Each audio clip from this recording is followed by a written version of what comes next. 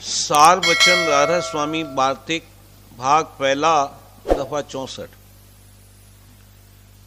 गौर करके देखा जाता है तो ऐसा ही हाल इन ज्ञानियों का मालूम होता है कि अपने को ब्रह्म स्वरूप और सच्चित आनंद स्वरूप कहते हैं, और जब किसी ने कड़वा या तान का वचन कहा तो क्रोध करने को तैयार हैं, और जब कोई अच्छा पदार्थ देखा या सुना तो उसके लेने और देखने को तैयार हैं, और जो किसी ने स्तुति करी तो उससे मगन और राजी हैं, और जो किसी ने निंदा करी तो उससे नाराज होते हैं, और लड़ने और झगड़ा करने को तैयार हैं, और मन की चंचलता करके एक जगह एक देश में कभी नहीं ठहरा जाता।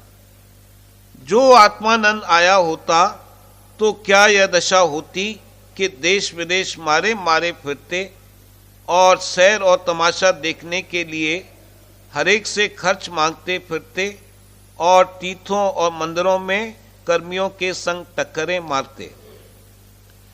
एक शख्स जिसके पास कुछ दाम नहीं है और जब उसको 2-4 हजार रुपये मिल गए तो उसी रुपए से अपना कारोबार चलाकर एक जगह आनंद से चुप होकर बैठ रहता है, और जो किसी को कोई नौकरी मिल गई तो फिर कहीं तलाश को नहीं जाता है और उसी के आनंद में मगन रहता है और अटक और भटक छोड़ देता है। यह कैसे ब्रह्म स्वरूप ज्ञानी के अपने को ब्रह्म और आत्मा बतलाते हैं और फिर उनको इस कदर भी उस ब्रह्म और आत्मा का आनंद न मिला कि 2-4 बरस भी एक जगह बैठकर उसका रस लेते और मेला और तमाशा और बाग और मकानात और देशांतर की सैर के लिए मारे मारे न फिरते।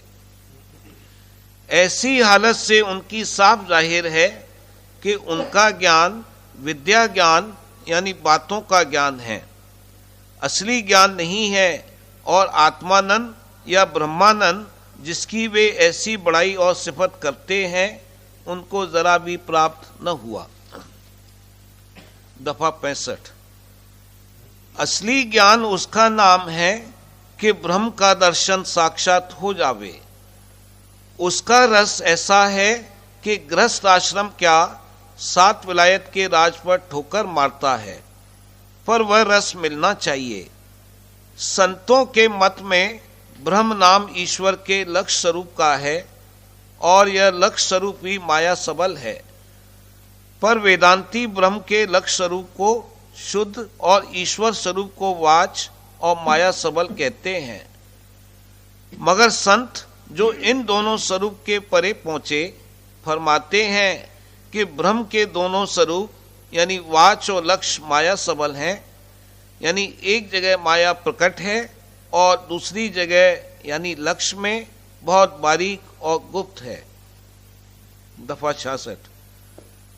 अब मालूम होवे कि कुल अवतार दर्जे आला के और योगेश्वर ज्ञानी और जितने के देवता और पैगंबर और अवतार दर्जे अदना के हैं, ईश्वर के लक्ष्य स्वरूप यानी ब्रह्म से ख्वाह उसके वाच स्वरूप से प्रकट हुए।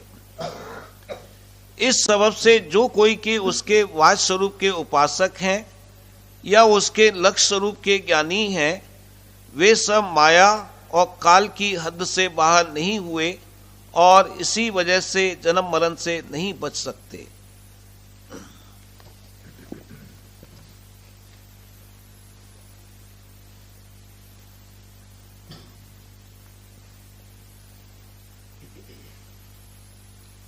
वचन बाबूजी महाराज भाग 3 वचन 32। आगरा 11 अगस्त 1938। विश्वास। कोई कार्रवाई चाहे स्वार्थ हो और चाहे परमार्थ बिना प्रतीत के नहीं हो सकती। जिस कदर प्रतीत और विश्वास किसी चीज में आया होगा उसी कदर उसके लिए कार्रवाई कर सकता है और उसी कदर उसमें कामयाबी हासिल होगी। अलबत्ता स्वार्थ और संसार की प्रतीत झूठी है, यानी वो हमेशा कायम रहने वाली नहीं है। जिस घाट पर ये बैठा है वो झूठा है, और जिस चीज की प्रतीत करता है वो भी झूठी है। कुछ वक्त के बाद न तो वो चीज ही रहेगी और न इसका ही वो रूप रहेगा जिससे कि प्रतीत की थी। दोनों का नाश होगा। जब तक देह में सुर्त चैतन्य का वेग और प्रवाह है, जिस्म बढ़ता है। जब उसका वेग और प्रवाह बंद होकर वो सिमटने और उलटने लगती है, तब जिस्म का बिगड़ना शुरू हो जाता है और होते होते देह छूट जाती है। संसारी प्रतीत सब देह संबंध से हैं, देह के साथ वो भी खत्म हो जाती हैं। कहा है कि विश्वास है फलदायक है। विश्वास होगा तो फल मिलेगा, मगर इसके लिए यह जरूरी है कि जिसमें विश्वास किया गया है और जिस चीज की चाह और ख्वाहिश है, उन दोनों में कोई संबंध हो और उनका जौहर एक हो। चाह और किसी चीज की है और विश्वास किसी और चीज में लाया गया है, और दोनों का जौहर एक नहीं है, तो उस विश्वास से फल नहीं प्राप्त होगा। अगर पत्थर की मूर्ति में भगवान को मानकर पूजा है और यह विश्वास किया है कि वो भगवान है, तो इसका फल ये होगा कि बाद मरने के भी पत्थर की मूर्ति ही में भगवान मिलेंगे। इतना फर्क जरूर होगा कि यहां स्थूल लोक में है और वहां किसी कदर सूक्ष्म लोक में होगा, इसलिए वहां कुछ ज्यादा आराम मिलेगा। वहां बड़ी बड़ी मूर्तियां और मंदिर वगैरह ये सब चीजें मिलेंगी, और जो कार्रवाई यहां करता था वहां भी करेगा, गो वहां ज्यादा सहूलियत के साथ कर सकेगा। जैसे स्थूल की अवधि और उम्र है, वैसे ही उस सूक्ष्म की भी अवधि है। उसके बाद वो सब कार्रवाई खत्म हो जाएगी। अविनाशी स्वरूप और पद में न तो प्रतीत और विश्वास है और न उसकी धारणा की है, बल्कि उससे बेखबर है, इसलिए अविनाशी पद की प्राप्ति नहीं हो सकती। इसी तरह सत्य पुरुष राधा स्वामी में प्रतीत आवेगी, तब संत मत के परमार्थ की कार्रवाई कर सकता है। शुरू शुरू में अकली व इल्मी दलील से समझ बूझ कर ही प्रतीत आवेगी, इसके अलावा और कोई जरिया नहीं है। जो अकल और बुद्धि इसको प्राप्त है, उसी से समझ करके और निर्णय करके प्रतीत ला सकता है। मगर यह बात भी सिर्फ उन जीवों के लिए है जिनके अंतर में कोई संस्कार और अधिकार संत मत के समझने और ग्रहण करने का है। वरना विद्या बुद्धि और अकल वगैरह तो संत मत के समझने के लिए एक तौर से अयोग्यता और नाकाबिलियत है। बड़े बड़े विद्यावान और बुद्धिमान और आलिम फाजिल वगैरह इस मत के समझने में हैरान और परेशान हैं, उनकी समझ में नहीं आ सकता। प्रतीत और विश्वास का आना और उसके मुताबिक कार्रवाई करने के लिए आमादा होना तो बाद में है।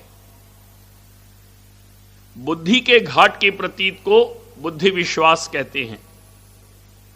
जहां तक बुद्धि की गम है, वहीं तक यह प्रतीत और विश्वास काम कर सकता है, इसके बाद गायब हो जाएगा। बुद्धि की गम अंतःकरण के घाट तक है।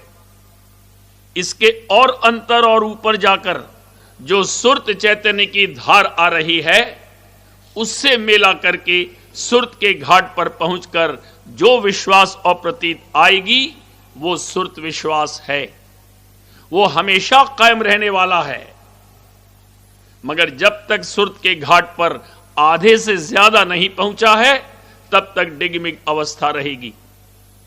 जब सुर्त के घाट पर पहुंचा, तब प्रतीत और विश्वास है, और जब वहां से नीचे उतर आया, तब फिर गायब हो गया। मगर नाश नहीं हो सकता। होते होते जब उधर का पलड़ा भारी हो जाएगा, तब पूरा भरोसा और एतबार किया जा सकता है। फिर कोई अंदेशा और डर नहीं है।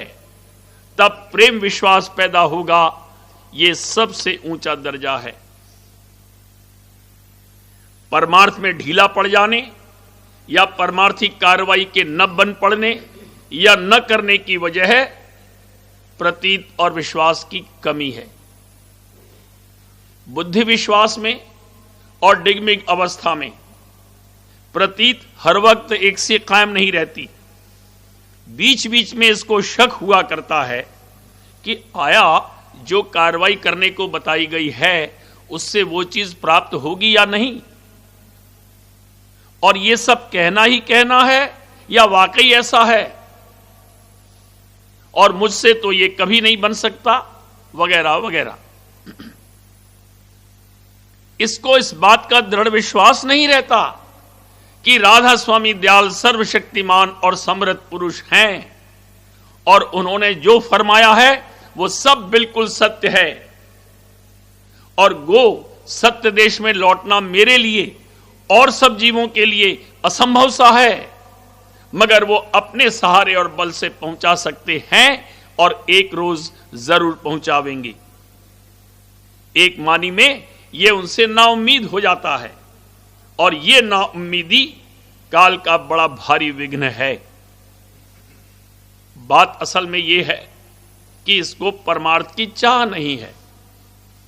दया तो मदद करने के लिए हर वक्त तैयार है, लेकिन अगर इसको चाह ही नहीं हो तो दया रुकी रहती है। जब चाह पैदा होगी तब दया मदद करेगी।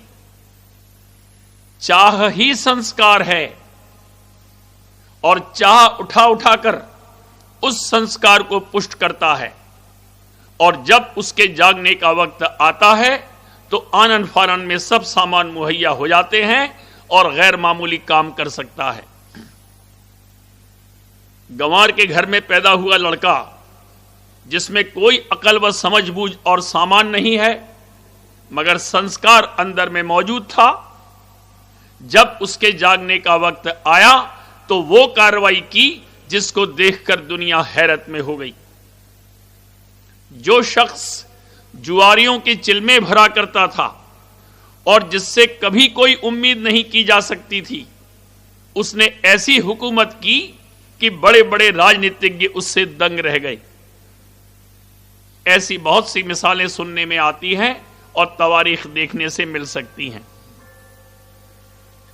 जब किसी ने कोई वक्त कहा कि मैं फला काम करूंगा, और गो उस वक्त उस काम के करने का कोई सामान नहीं था और मुमकिन भी नहीं मालूम होता था, मगर इरादा पक्का और मजबूत था और अंदर में उसका संस्कार था, तो उस काम को कर दिखाया। कहने का मतलब ये कि चाह और इरादा होना चाहिए। कुव्वते इरादत यानी संकल्प शक्ति से दुनिया में कामयाबी हो सकती है, मगर परमार्थ में किसी दर्जे तक तो इससे काम लेना होगा, बाद में इसका त्याग करना पड़ेगा। संकल्प शक्ति की कार्रवाई संकल्प देश तक काम दे सकती है, उसके परे संकल्प शक्ति और कुव्वते इरादत से जाना नहीं हो सकता। जो संस्कारी जीव हैं उनके परमार्थी भाग जागने का जब वक्त आता है तो न दलील करने की और न समझाने बुझाने और कहने की जरूरत होती है। नाम सुनते ही मोहित हो जाते हैं और प्रतीत व विश्वास आ जाता है। ये भक्ति विश्वास है। उनकी भक्ति जाग गई है। भक्त और भगवंत एक रूप हैं। भक्ति करके इसकी सूरत बरामद होगी और अंतर में जो शब्द की धार आ रही है उससे उसका परिचय होगा और उसमें लग जाएगी। सूरत और शब्द दोनों हमजात और हम जौहर हैं और अविनाशी हैं, इसलिए सूरत को शब्द के साथ जो प्रतीत आवेगी वो अविनाशी होगी। उससे प्रीत पैदा होगी और फिर प्रेम आवेगा। वो प्रीत और प्रतीत ऐसी होगी जैसी मीन को जल से और चकोर को चंद्रमा से है। सिवा पानी के कोई ऐसी चीज नहीं है जिसमें मछली प्रतीत ला सके और जिसके लिए पानी को छोड़ दे। इसी तरह से जब शब्द की धार में जो अंतर में आ रही है ऐसी प्रतीत आवे और प्रीत पैदा हो कि वो इसका आधार बन जावे और दुनिया में धन दौलत ऐश आराम वगैरह कोई चीज उस प्रीत और प्रतीत को न तोड़ सके, तब उसका नाम प्रेम विश्वास है। उसके लिए फरमाया है कि वह तो रूप दिखाकर छोड़ूं, तुम जल्दी क्यों करो पुकारा, तुम्हारी चिंता मैं मंधारी, तुम अचिंत रहे धरो प्यारा। राधा स्वामी दयाल ने हुक्म दिया है कि मैं तुमको वो रूप यानी निज रूप दिखाकर छोड़ूंगा, तुम्हारी चिंता मुझको है, तुम्हारी जिम्मेदारी मैंने ली है, तुम अचिंत रहो मगर धरो प्यारा। अगर सुरत द्वारा प्यार और प्रेम आ जावे तो फिर अभ्यास करनी और कार्रवाई किसी की चिंता नहीं है। राधा स्वामी दयाल आप करा लेंगे और करा देंगे। प्रेम जाति आकर्षण यानी जात की जात पर कशिश का नाम है। शब्द का सुरत पर असर होने लगे और वो उसकी कशिश में खिंचने लगे, इसका नाम प्रेम विश्वास है। वो कशिश स्वाभाविक और कुदरती है। अगर कहा जाए तो वो चाहे कि मैं न खिंचूं तो भी अपने को शब्द की कशिश से नहीं रोक सकती। गो सूरत कभी ऐसा चाहेगी नहीं। इसका दृष्टांत इस देश में केवल जल मछली का है। वो ये बात सही है कि जल जड़ वस्तु है और मछली के जिस्म की बनावट ऐसी बन गई है कि उसको पानी के साथ कशिश है, मगर ऊपर बयान किए हुए अंग की झलक ज्यादा से ज्यादा इस देश में इसी मिसाल में पाई जाती है। मछली की जल के साथ जो प्रीत है वो आर्जी है, यानी हमेशा कायम रहने वाली नहीं है। जब मछली के रूप का नाश हो जाएगा तब वो प्रीत भी जाती रहेगी। बरक्स इसके सुरत की शब्द के साथ जो प्रीत है वो दवामी यानी हमेशा कायम रहने वाली और अविनाशी है। इतना फर्क करके बाकी सब अंग में ये मिसाल पूरी है। सब मजहबों और मतों में विश्वास पर बड़ा जोर दिया है और बड़ी महिमा की है। पहले विश्वास आवे, तब आस कायम हो और तब दया हो। यही चैरिटी है जिसका बाइबल में जिक्र किया है। जिस मुकाम के मालिक में विश्वास आया और उससे मिलने की आशा कायम हुई और उसकी दया से वहां पहुंचा, तो उसके नीचे जितनी रचना है उसके साथ में वही दया भाव पैदा हो जाएगा जो उस धनी और मालिक में है। हर धनी और मालिक का अपने से नीचे की रचना के साथ दया भाव है। काल भी अपनी रचना पर बड़ी दया करता है और मदद देता है। दिक्कत उस वक्त पैदा होती है जब जीव उसकी रचना को छोड़कर जाने का इरादा करता है। उस वक्त वो निर्दयता और जुल्म करता है और अपनी पूरी ताकत उसको रोकने के लिए लगाता है, मगर जो जाने वाली सूरत है वो तो चली ही जाएगी। राधा स्वामी दयाल कुल मालिक हैं, कुल रचना पर उनकी दया है। जब उनकी शरण ली और उन पर विश्वास आया और उनसे मिलने की आशा कायम हुई, तो स्वाभाविक सब रचना प्यारी हो जाएगी और सबके साथ दया भाव बरतेगा। ये सच्ची चैरिटी यानी दया है। दान पुण्य तो उसके एक किनका मात्र का इजहार।